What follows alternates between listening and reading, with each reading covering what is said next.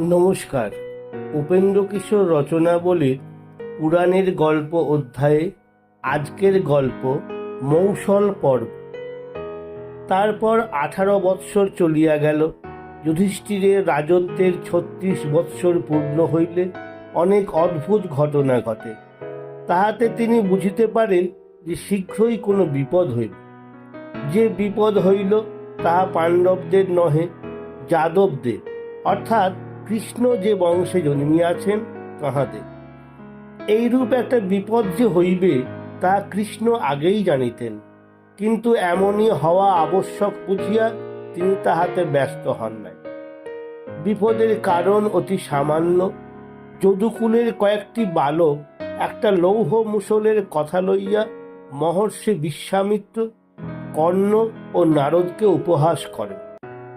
ইহাতে তাহার বিষম ক্রোধ ভাবে এই দারুণভাবে শাপ দেন, এই মুষলের দ্বারাই কৃষ্ণ আর বলরাম ভিন্ন তোমাদের বংশের সকলে নষ্ট হইবে। কৃষ্ণ জানিতেন যে এইরূপ হইবে এবং হওয়া আবশ্যক, সুতরাং তিনি আর এই বিপদ নিবারণের কোনো চেষ্টা করিলেন না। মুষলটিকে চূর্ণ করিয়া সমুদ্রে ফেলিয়া দেওয়া হইল।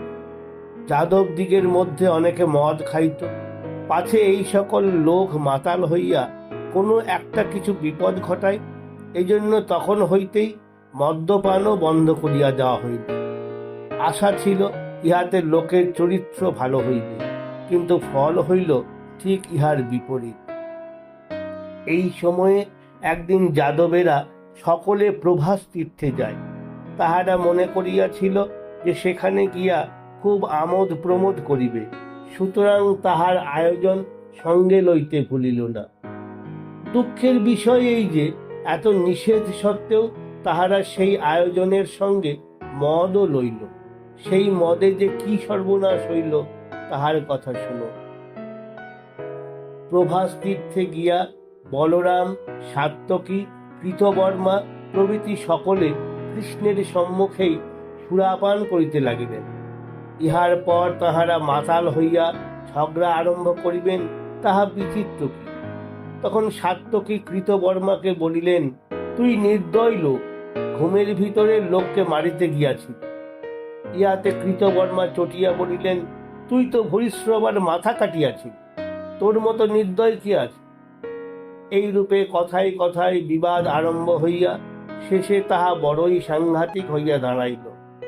সাত্যকী কৃতবর্মার মাথা কাটিয়া ফেলিলেন।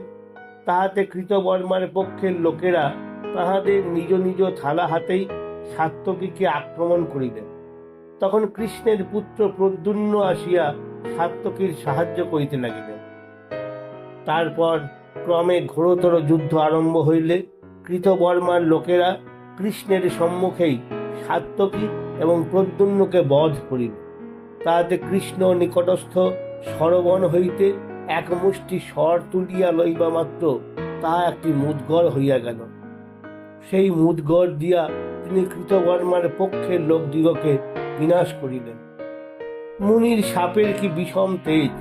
সে সময়ে কেহ একটিমাত্র স্বর তুলিয়া লইলেও তা বজ্রের মতো হইয়া যাইতে লাগিল। সেই স্বরের ঘায়ে কৃষ্ণের সাক্ষাতেই তাহার পুত্র, ভাই, নাতি প্রভৃতির মৃত্যু হইলে তিনি ক্রোধভরে সেখানকার প্রায় সকলকে মারিয়া শেষ করিলেন। তারপর কৃষ্ণ, বভ্রু এবং দারুক বলরামকে খুঁজিতে খুঁজিতে দেখিলেন যে তিনি এক বৃক্ষের তলায় বসিয়া চিন্তা করিতেছেন। তখন কৃষ্ণ অর্জুনের নিকট সংবাদ দিবার জন্য দারুককে হস্তিনায় পাঠাইয়া বভ্রুকে বলিলেন, বভ্রু, তুমি শীঘ্র গিয়া স্ত্রীলোক দিগকে রক্ষা কর। কিন্তু বভ্রু অধিক দূর না যাইতেই এক ব্যাধের মুদগর আসিয়া তাহার উপরে পড়ায় তাহার মৃত্যু হইল।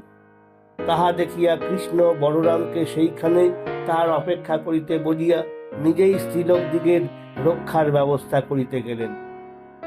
নিজের পিতা বসুদেবের হাতে এই কার্যের ভার দিয়া কৃষ্ণ আবার বলরামের নিকট আসিয়া দেখেন যে তাহার মুখ দিয়া সহস্র ফণাযুক্ত ভয়ঙ্কর এক সাপ নির্গত হইতেছে। উহার শরীর শ্বেতবর্ণ, মুখ সকল লাল। বাহির হইয়াই সেই সাপ সমুদ্রের দিকে ছুটিয়া চলিলে সমুদ্র, বরুণ এবং প্রধান প্রধান নাগগণ তাহার পূজা করিতে করিতে তাহাকে লইয়া গেলেন। বলরামের অসার নির্জীব দেহ সেইখানেই পড়িয়া রহিল। কৃষ্ণ বুঝিতে পারিলেন না বলরাম ওই সর্পরূপেই নিজের দেহত্যাগ করিয়া গেলেন। ইহাতে নিতান্ত দুঃখিত হইয়া বনমধ্যে ঘুরিতে ঘুরিতে তিনি এক স্থানে শয়ন করিয়াছেন। এমন সময় জরা নামক এক ব্যাধ মৃগ মনে করিয়া তাহার প্রতি এক বাণ মারিল। সেই বাণ তাহার পদতলে বিধিয়া গেল। ব্যাধ জানে হরিণী পড়িয়াছে, কিন্তু তথায় উপস্থিত হইয়া বুঝিতে পারিল সে কি সর্বনাশ করিয়াছে। অমনি সে কৃষ্ণের পায়ে লুটাইয়া পড়িল, কিন্তু কৃষ্ণ তাহার উপর কিছুমাত্র রাগ না করিয়া তাহাকে সান্ত্বনাপূর্বক স্বর্গে চলিয়া গেলেন। এদিকে দারুকের নিকট সংবাদ পাইয়া অর্জুন দ্বারকায় আসিয়া দেখিলেন যে দ্বারকাপুরী শ্মশান হইয়া গিয়াছে। বসুদেব তখনও জীবিত ছিলেন, কিন্তু পরদিন তিনিও মারা গেলেন। তখন আর দুঃখ করিবার সময় ছিল না। বসুদেবের এবং প্রভাস তীর্থে নিহত যাদবগণের সৎকারের অন্য লোক উপস্থিত না থাকায় অর্জুনকেই সর্বাগ্রে সে সকল কাজের চেষ্টা দেখিতে হইল। তারপর কৃষ্ণের পৌত্র বজ্র এবং দ্বারকার স্ত্রীলোকদিকে লইয়া তিনি ইন্দ্রপ্রস্থ যাত্রা করিলেন। সেই সময়ে একটি অতি আশ্চর্য ঘটনা ঘটে। অর্জুন সকলকে লইয়া দ্বারকানগরের যে স্থানে ছাড়িয়া যান, অমনি সমুদ্র আসিয়া তাহা গ্রাস করিতে লাগিল। তারপর কি নিদারুণ ব্যাপার হইল শুনো। অর্জুন দ্বারকার স্ত্রীলোকদিগকে লইয়া ইন্দ্রপ্রস্থ যাত্রা করিলে পথমধ্যে একদল দস্যু আসিয়া তাহাদিগকে আক্রমণ করিল। অর্জুন দস্যু নাসার্থ গান্ডীব তুলিতে গিয়া দেখেন দেহে বল কিছুমাত্র নাই, গুণটুকু পরানোই প্রায় অসাধ্য হইয়াছে। বহু কষ্টে যদি গুণ পরানো হইল, উৎকৃষ্ট অস্ত্রগুলির কথা কিছুতেই মনে পড়িল না। হা বিধাত, এমন যে অক্ষয় তৃণ এ বিপদের সময় তাহাও শূন্য হইয়া গেল। কাজেই দস্যুরা স্ত্রীলোকদিগের অনেককে ধরিয়া লইয়া গেল। অর্জুন তাহাদিগকে কিছুতেই বারণ করিতে পারিলেন না। তখন তিনি ভগ্ন হৃদয়ে ইন্দ্রপ্রস্থে আসিয়া তথায় বজ্রকে রাজা করিলেন। এই সকল ঘটনার কথা ভাবিয়া অর্জুনের মন বড়ই অস্থির হইয়া উঠিল। তিনি কিছুতেই শান্তি লাভ করিতে না পারিয়া ব্যাসদেবের নিকট গিয়া উপস্থিত হইলেন। ব্যাস তাহার মলিন মুখ দেখিয়া জিজ্ঞাসা করিলেন, কি হইয়াছে অর্জুন?